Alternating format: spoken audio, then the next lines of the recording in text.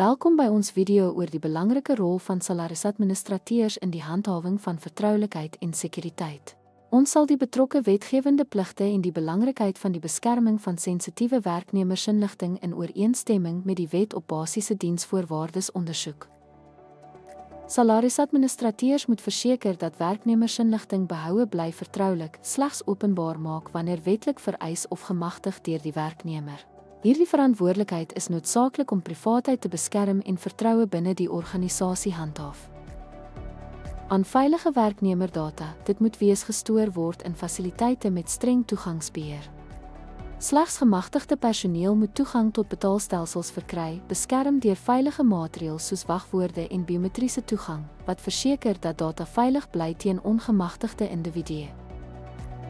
Fisiese sekuriteit is ewe belangrik met betaalstaatkantore wat in veilige areas geleë is. Administrateurs moet geslote liaseerkabinette en enkripsie vir rekenaarstelsels gebruik om data wat onderweg is te beskerm, ongemagtigde toegang en dataoortredings te voorkom. Digitale berging van salarisinligting vereis veilige rigsteen om dataverlies te voorkom.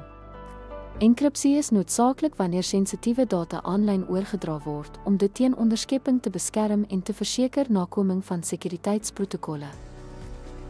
Gereelde audits en opdaterings van sekuriteitsprotokolle word aanbeveel om verbeter stelselbetroubaarheid.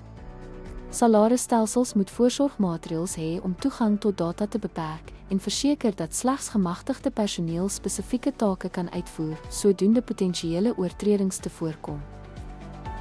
Deur handhawing robuuste sekuriteits- en vertroulikheidsmaatreëls vervul salarisadministrateurs hul wetgewende plig.